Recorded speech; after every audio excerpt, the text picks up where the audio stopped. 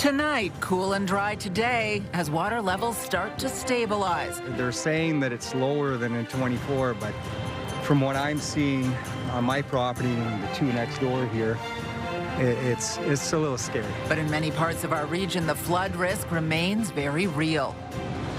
Call it the plane that did not fly. I heard from the people, and I'm the premier that listens to the people.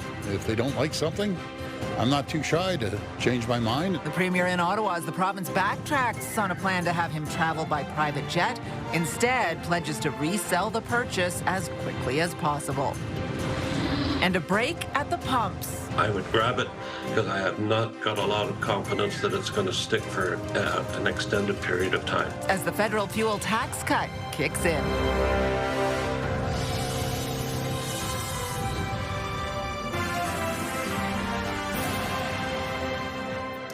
Good evening. All eyes are on the Ottawa River tonight as levels rise higher than expected and threaten dozens of properties through the National Capital Region. Officials say water levels will begin to stabilize as early as tonight, but may not peak until Wednesday after days of rising water and growing concern in flood-prone communities. A flood warning is now in effect along the Ottawa River from Pembroke to Hawkesbury.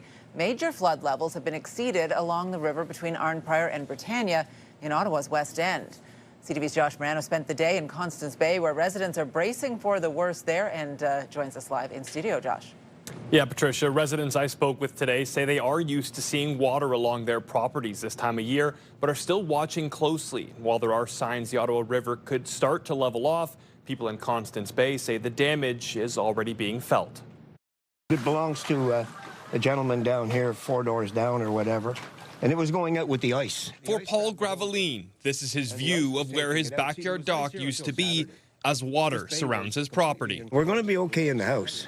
The house has been raised to the new 100-year flood level, whatever it is, where it's a moving target. He's been monitoring Ottawa River levels closely, like many here, trying to save whatever he can and preparing for more water before things level off. We're just hoping that some of the neighbors with water problems, get some sort of help. In Constance Bay, sandbags being filled by volunteers, lining properties, and water flooding lawns and driveways as the Ottawa River continues to push into low-lying areas. I'll tell you, they're saying that it's lower than in 24, but from what I'm seeing on my property and the two next door here, it's a little scary. There's a home over here which looks like they're possibly getting their gas shut off, so multiple homes are now affected in multiple areas of Ward 5. The rise in water is driven by snowmelt and recent rainfall, and while levels are expected to stabilize this week, there's a risk more flooding could be on the way this spring. There is a lot of water and even ice still in the northern part of the river basin coming from Lake Temiskaming. Hopefully there's room in the system to clear a lot of that before that stuff starts to come.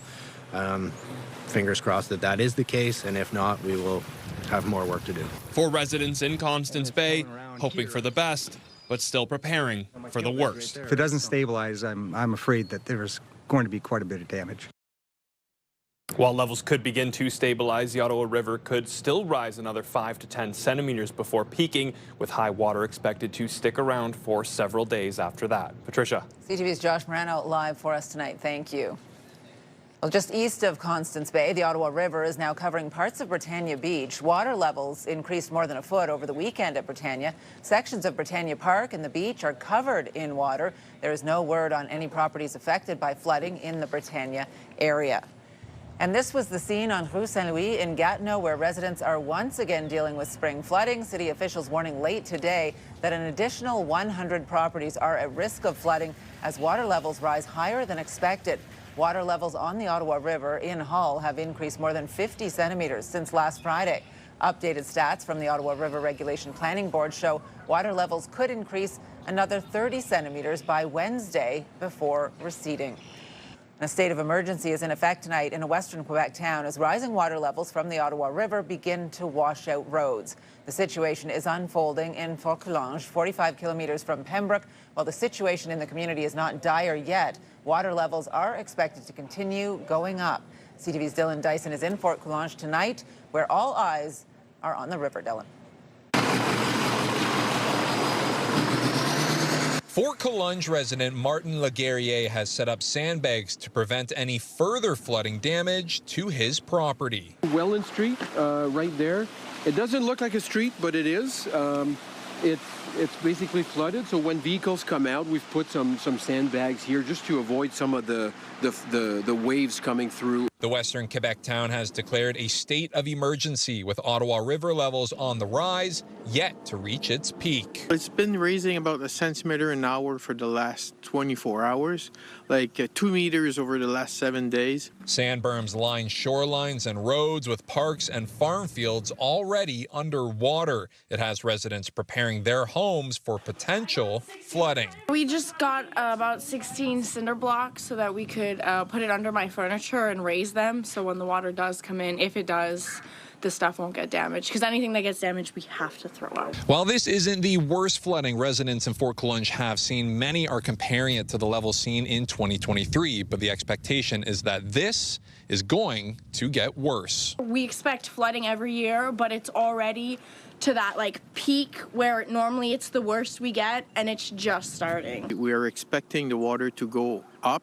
so that's why we're making dikes right now, because we know we're going to need them eventually, and we won't have the time to build them if we wait. Following heavy rains and the spring melt, area rivers are flowing at 10 times the average volume. Any further encroachment on the town could be devastating to the wastewater system. If we get the waters from the boat rivers in the system, then we're really in trouble.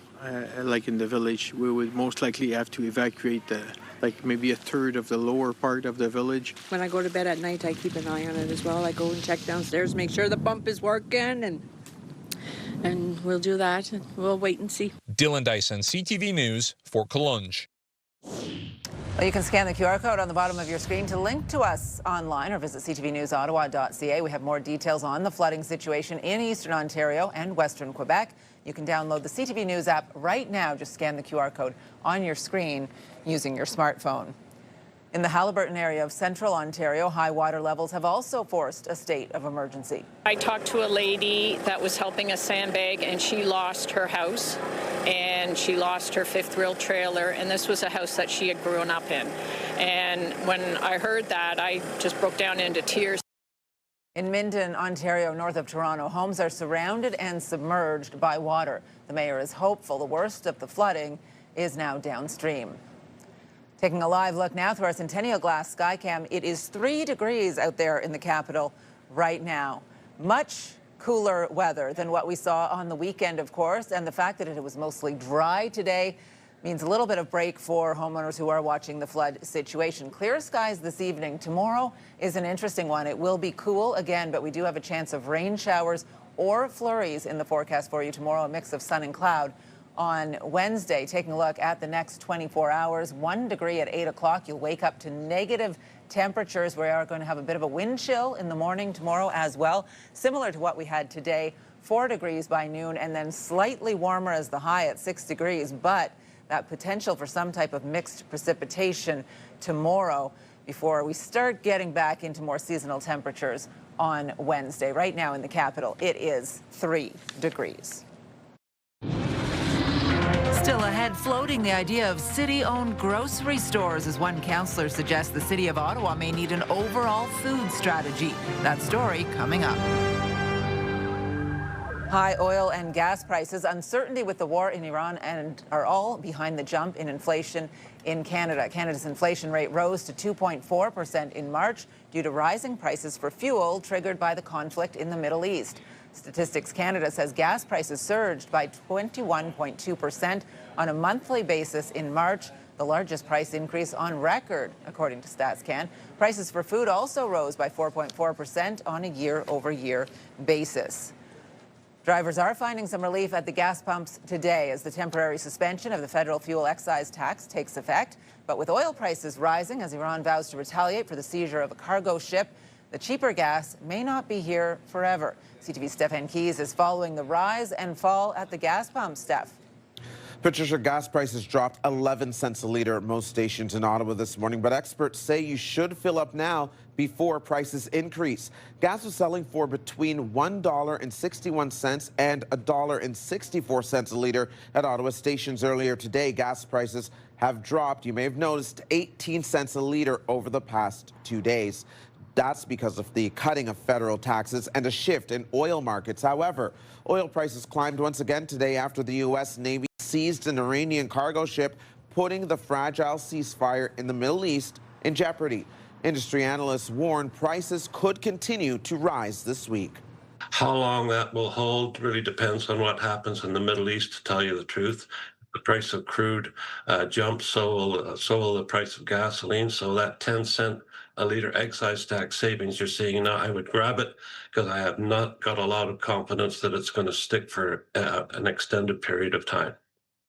Shipping traffic remains at a virtual standstill in the Strait of Hormuz today. The latest ship tracking data shows just 3 crossings through the strait in the span of 12 hours. Now, gas prices have increased more than 30 cents a litre since late February due to the ongoing conflict in the Middle East. Patricia. CTV's Stefan Key is live for us tonight. Thank you.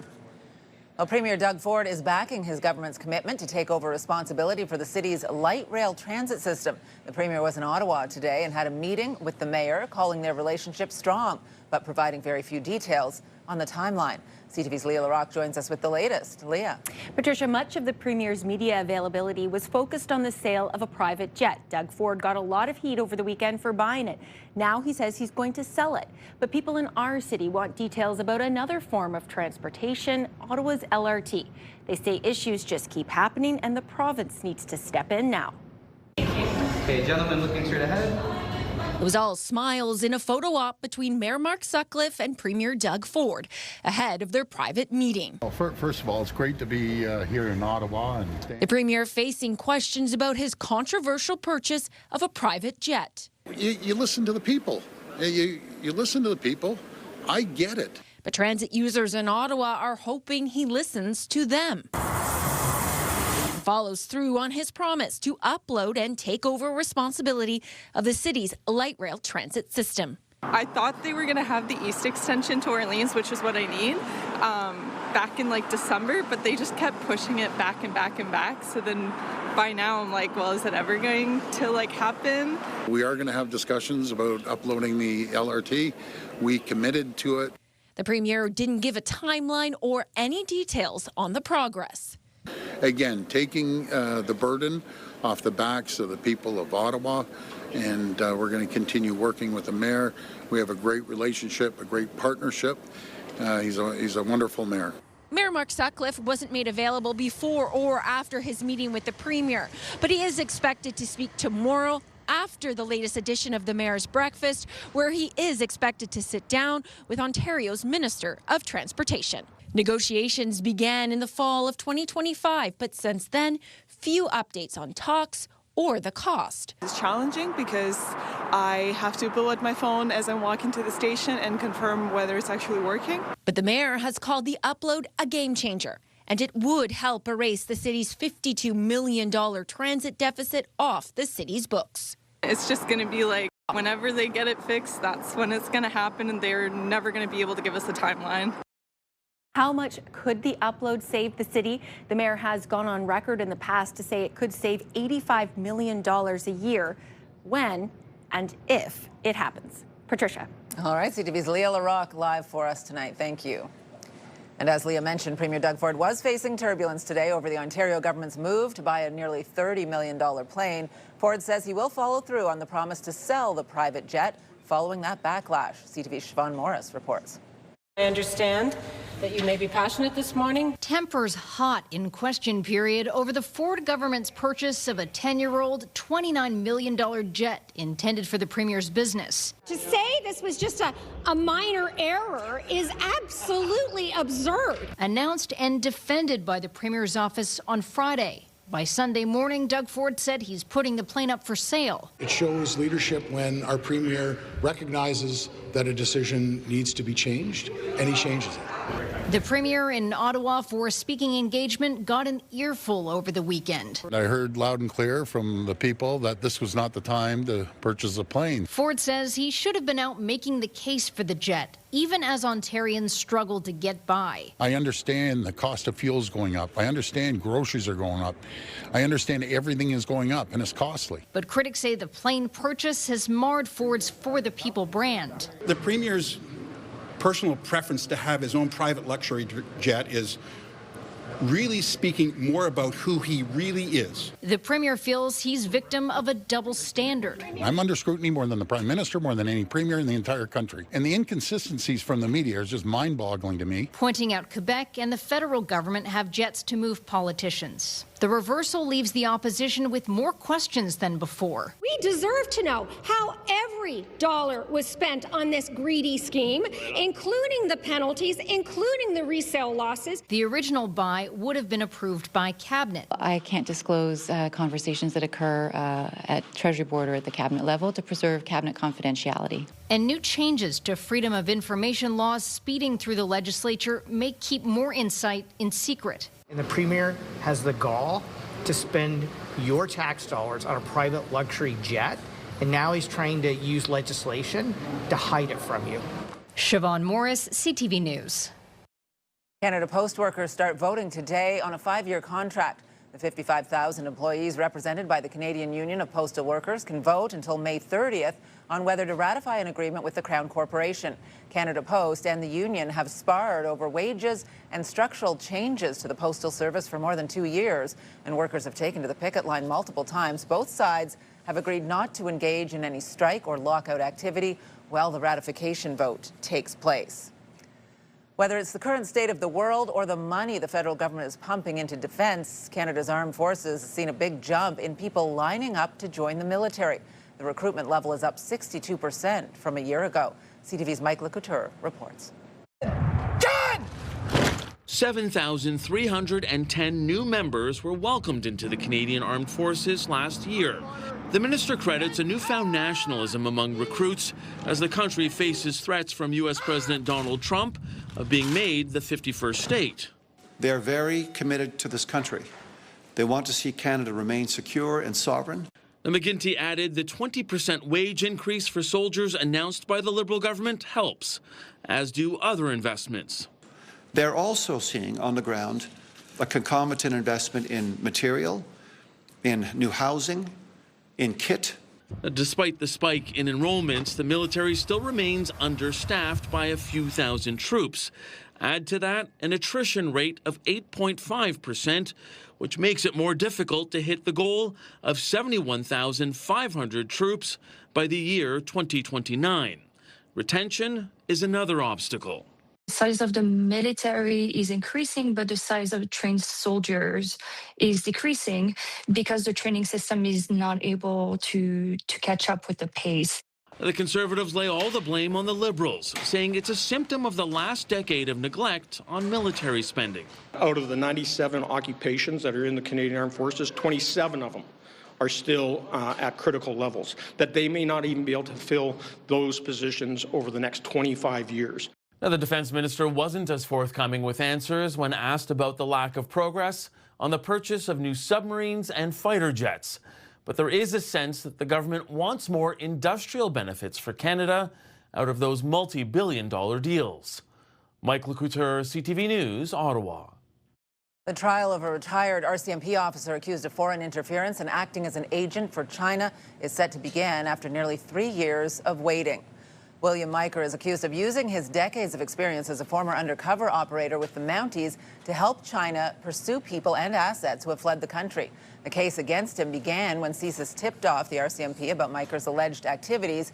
He was arrested during a 2023 trip to Vancouver and accused of using his knowledge and contacts in Canada to help China identify and intimidate someone in Canada. None of the allegations has been tested in court. Ottawa police are teaming up with Equité Association to combat auto thefts in the capital. Stats released today show 302 vehicles have been reported stolen in Ottawa so far this year. 187 stolen vehicles have been recovered. Last year, 1,458 vehicles were reported stolen in Ottawa. Police say the partnership with Equité will work to address auto theft investigations and recovery, and new awareness initiatives. The Ontario government is providing more than $1 million to connect patients with primary care in Ottawa.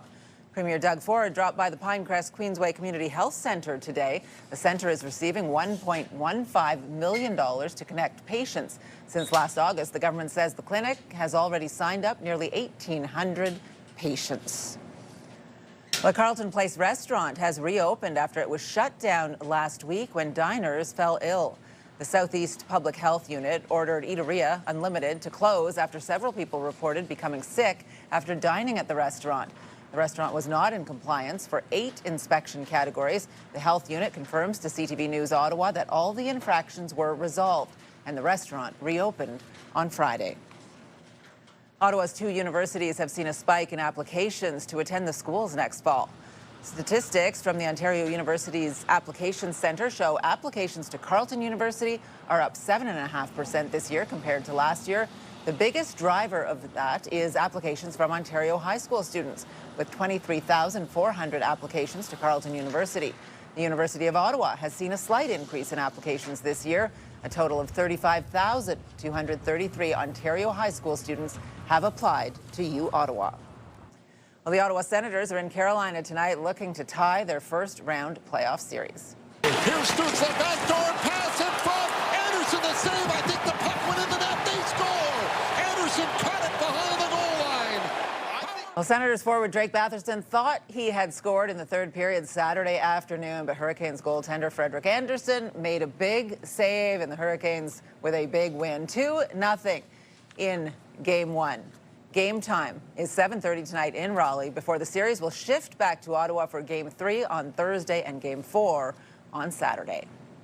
How can they do it differently? Well, coming up, could a plan to make food more accessible include a city-owned grocery store?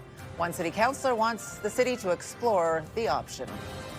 And here's a live look through our Centennial Glass Sky Cam. It is a cool 3 degrees out there right now in the capital.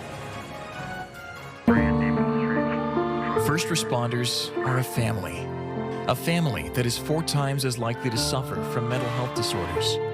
The Ottawa First Responders Foundation provides wellness supports for currently serving and retired Ottawa fire, police, and paramedic personnel and their families. In this family, no one stands alone. Help support those who are there for you. For information and to make a donation, visit ottawafrf.ca.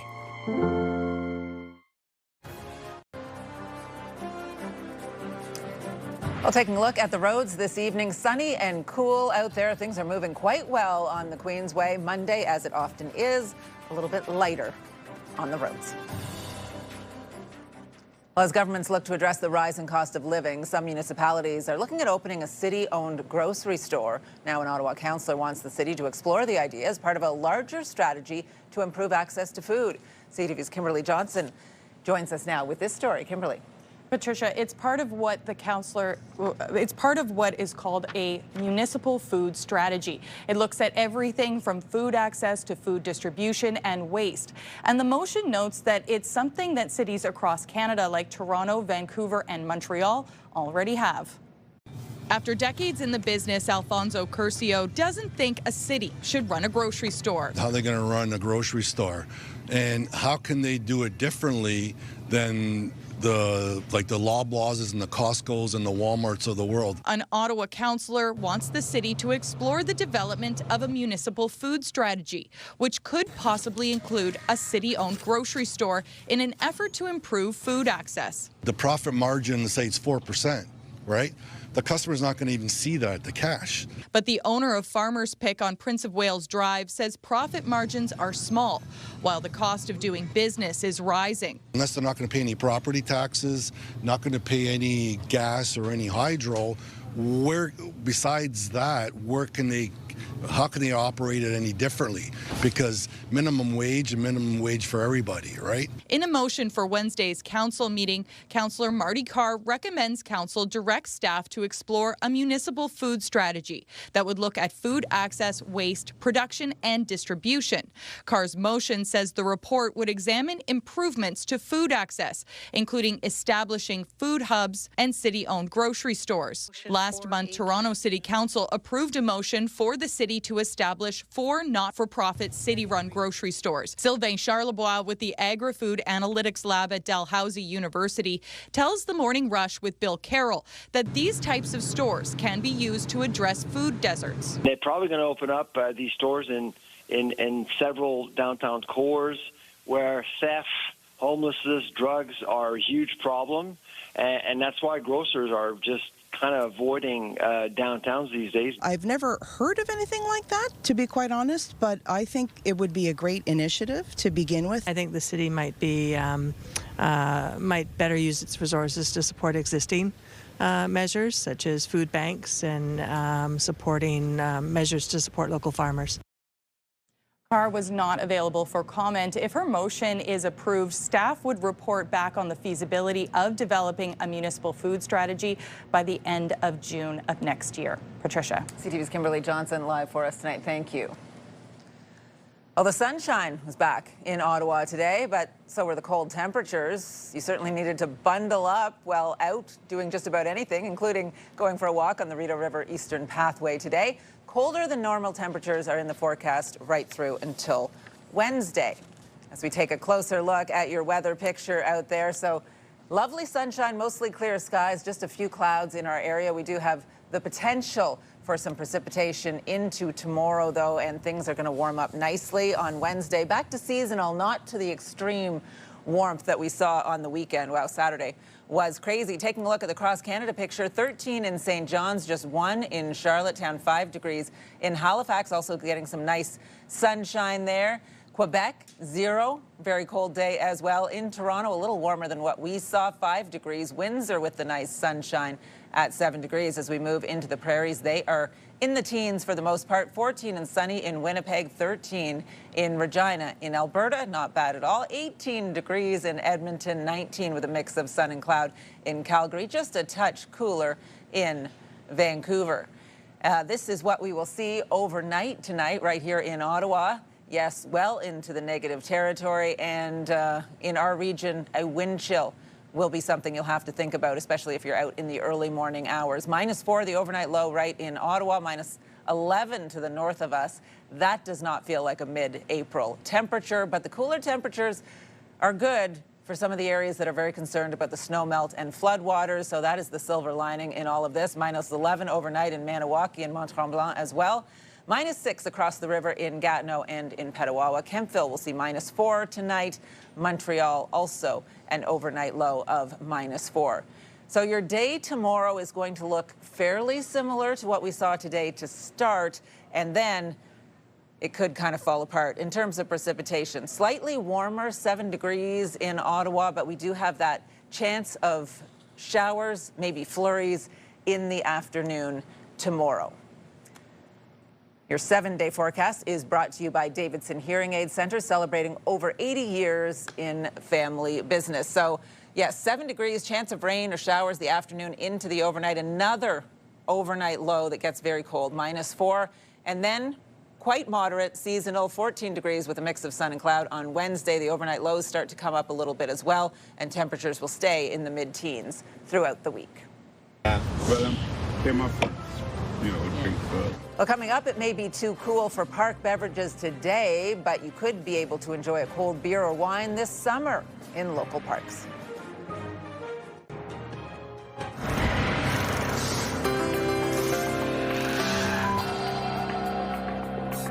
In tonight's big picture, 10 days after a successful moon mission, another stunning video has been released from the Artemis II crew. Would you look at that, man? Commander Reed Wiseman shared a new EarthSet video captured on his own iPhone. He likened it to watching sunset at the beach from the most foreign seat in the cosmos. Cool. Well, now some other stories you need to know right now. OC Transpo is now rolling out its annual spring schedule, but dozens of bus trips will be canceled each day. New Transit Services General Manager Rick Leary says OC Transpo has proactively canceled 279 trips each weekday this spring. The reasons: an increase in run times on some routes and a spike in fleet requirements. The cancellations come as OC Transpo continues to deal with a bus shortage due to a maintenance backlog and a delay in the arrival of new buses. You will be allowed to enjoy an alcoholic beverage at select Ottawa parks this summer. The city will conduct a pilot project again this summer to analyze allowing beer and wine to be enjoyed in parks. Councillors will have final say on whether alcohol will be allowed in parks in their wards. Last summer, alcoholic beverages were allowed in 8 Ottawa parks, including Minto Park, Strathcona, and at Lansdowne. I just wanted my girls to see sometimes what it takes for women to succeed. Well, this is the first Built to Lead, an event in Ottawa to inspire young women and girls through stories of leadership. Speakers included Ottawa Charge Captain Brianne Jenner, Ottawa Deputy Chief Trish Ferguson, and I was very pleased to be invited to be a part of this as well.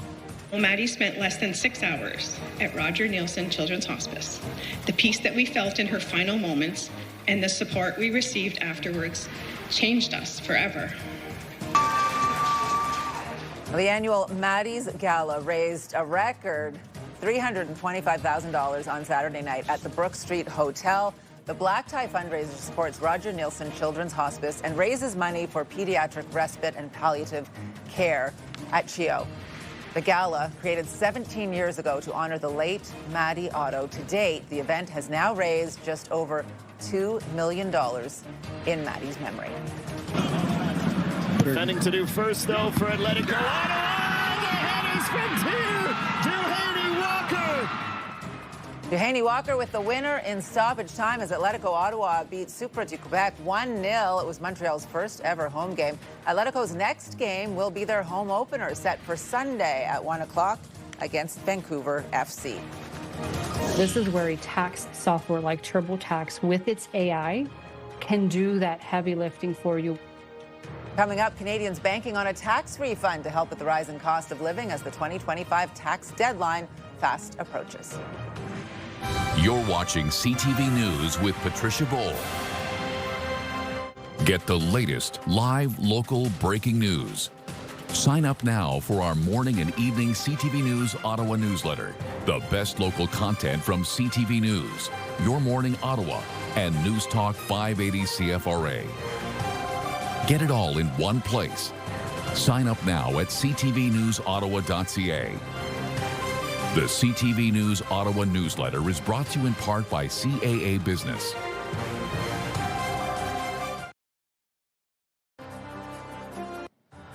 Our popular Team of the Week segment is back. If you want to be a part of our Myers Automotive Group Team of the Week, upload your video to ctvnewsottawa.ca.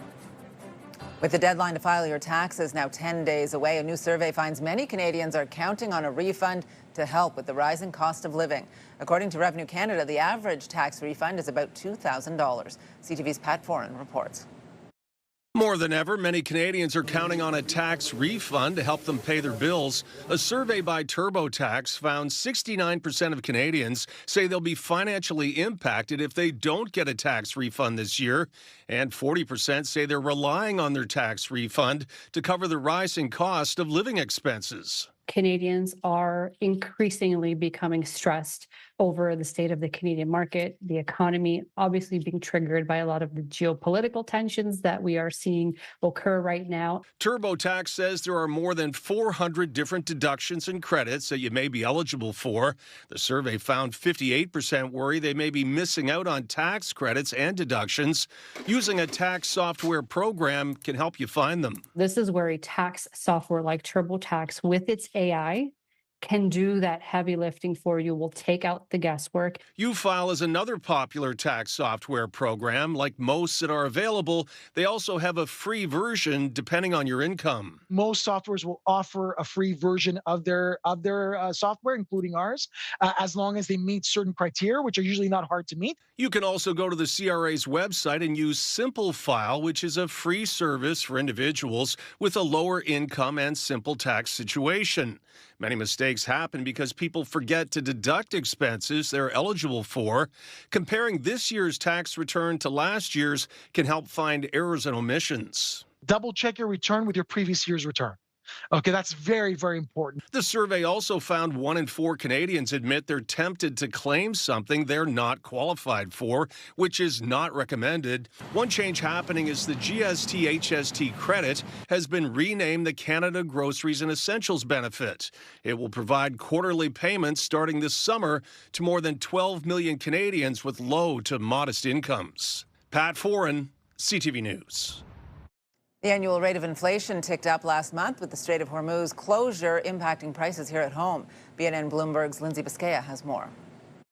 The annual rate of inflation accelerated 2.4% in March, up more than half a percentage point from February. StatsCan says the war in Iran sent fuel costs soaring 21.2%, the largest on record. The agency says if gasoline were taken out of the equation, inflation would have dropped to 2.2%. Food prices also remained elevated, with grocery costs up 4.4% from a year ago. And here are the closing numbers for the day. The Canadian dollar is up to 73.29. West Texas Intermediate climbed to 87.42. Western Canadian Select is down more than $7 to end the day. And the TSX closed the day higher, above 34,000 points. Those are your business headlines. I'm Lindsay Biscaya. Farmers either are going to struggle to find fertilizer, number one, or number two, be able to afford it.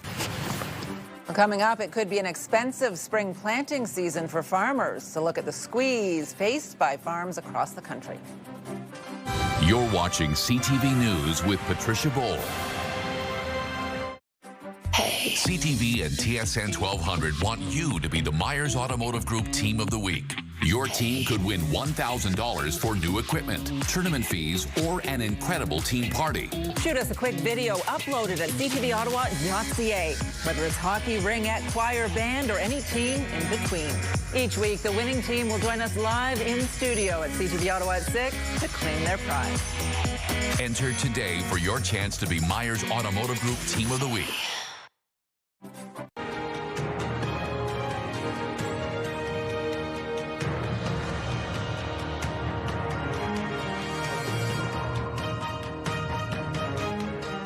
Farmers across the country are also being squeezed by the international instability and market uncertainty. Factor in a shortage of fertilizer and costs, and it's no wonder many are bracing for an expensive spring planting season. CTV's Maria Saru looks at what it means to consumers. Across PEI, farmers are getting tractors out of sheds and gearing up for the season ahead. Grain farmer Alan Miller says his winter wheat crop now needs nitrogen fertilizer to support growth this spring. It's my number one cost. And that cost, he says, will go up. The U.S. war with Iran is putting pressure on fertilizer supply across Canada. Countries around the Persian Gulf are big producers, and the closure of the Strait of Hormuz is cutting off a key shipping route for some of the world's largest exporters. Farmers either are going to struggle to find fertilizer, number one, or number two, be able to afford it. Miller says the island is somewhat insulated until at least this fall because fertilizer importers purchased some product last year. But hikes have already hit in other parts of the country, with some farmers paying about 30% more, says International Affairs Professor Fen Hampson. Ontario and Quebec farmers traditionally, buy their fertilizer closer to the planting season, so they're taking the full hit right now. He adds, even if the conflict ended now, the damage could take months to fix, and in the meantime, grocery prices will likely increase. Grain-based foods like bread, pasta, cereal, meat and dairy, because cattle, hogs, poultry, and milk all depend on feed grains grown with nitrogen fertilizers. Back in the field, Miller says higher costs will affect his bottom line. It will be a struggle to break even. Miller expects to fertilize his winter wheat crop over the next couple days and harvest by the beginning of August. Maria Saru, CTV News. Apple CEO Tim Cook is stepping down. The company announced today that John Turnus, a senior vice president of hardware engineering, will replace Cook starting September 1st. Cook will become the company's executive chairman. This is the first CEO transition for Apple since Cook took over from Steve Jobs in 2011. John Career, 2:01.52. Coming up, a record-setting dash through the streets of Boston as thousands of people lace up their sneakers for the famous marathon. Taking a live look through our Centennial Glass sky cam, it is cool this evening, just 3 degrees and getting down into negative territory once again overnight. Think wind chill when you wake up tomorrow morning. Tonight, a fresh hit to already stretched households. It's a problem because, of course, it affects lower-income households. It affects every household. What's driving the squeeze and what consumers are counting on for relief. Later on CTV National News and watch on Crave. You're watching CTV News with Patricia Boal. The National Capital Region is jam-packed with incredible experiences you don't want to miss. Hey, I'm Sanaya Taylor, your iHeartRadio Weekender, powered by Barrhaven Ford. Get the inside scoop on all the biggest and best events every Thursday, Friday, and Saturday on CTV, Move 100, Pure Country 94, TSN 1200, and News Talk 580 CFRA. iHeartRadio Weekenders is powered by Barrhaven Ford, Ottawa's newest and largest Ford dealership, and Ontario's #1 Ford EV dealer. Pure Country 94. In Texas, I can tell. Ottawa's home for the best country music. Listen for your chance to win $50,000 with Pure Country's big $50K payday.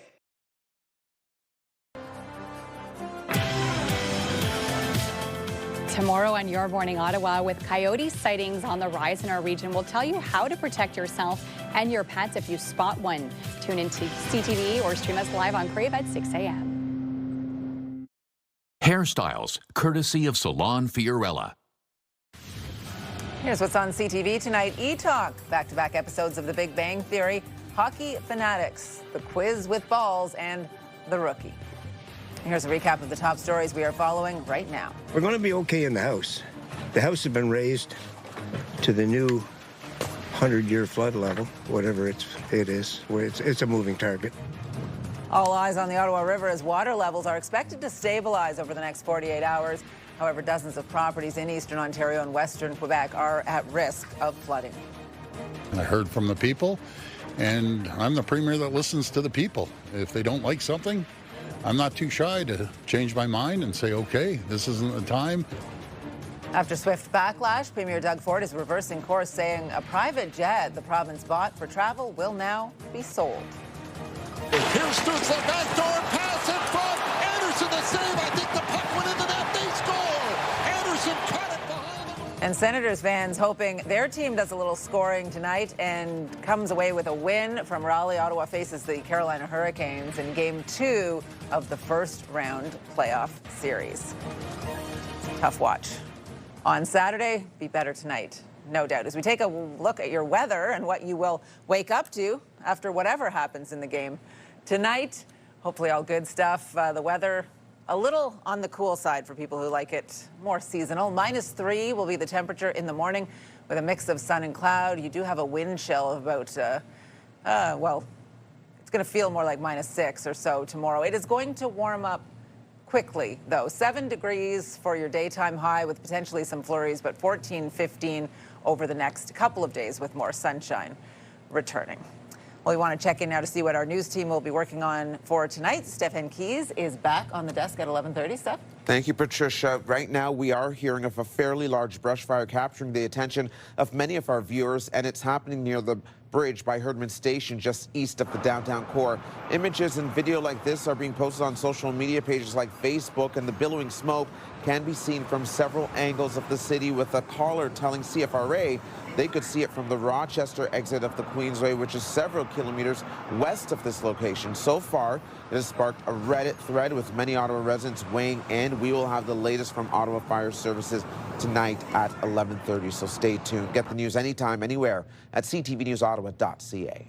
All right, Steph, thank you. And we want to show you this. Thousands of runners took to the streets of Boston today for the Boston Marathon, and one runner set one of the fastest times in marathon history. John Career, 2:01.52. John Career of Kenya crossing the finish line in 2 hours, 1 minute, and 52 seconds. Who broke the Boston Marathon course record. Several runners from Ottawa and Gatineau also took part in the Boston Marathon. Former Ottawa Senators defenseman Danilo Chara also completed the marathon. What a win and what a celebration. And we have to shout out our own colleague as well. You know, our Leah LaRocque has also participated in a Boston Marathon. She is our resident runner, which is phenomenal. And congratulations to anyone who participated in such an event. I've never done a full, Richard, what? I don't know what you're wearing. I've never done a full, I've only done a half. So I could change clothes next to you. Yeah, Danilo Chara. What's going on here? All kinds of fast out there, right? Quite the athlete, as were, sadly, for the 67s. Yeah, did we lose the bet? I lost the bet on Saturday, was the final game for the 67s. Of course, I had a bet with CTV's Sarah Freemark in Barrie that our team, the 67s, would defeat the Barrie Colts. Instead, it was a 4-1 win on Saturday night. They took the OHL playoff series in 5 games. So the Colts move on to the Eastern Conference Finals. They're going to play Brantford, I believe it is. Okay. I mean, I'm a huge Barrie fan, so I should know. Brantford Bulldogs is who they'll be facing, and I guess I'll have to cheer for them or send the jersey back. I got to say, Patricia, you look much better in a 67s jersey. Just my opinion. It's big.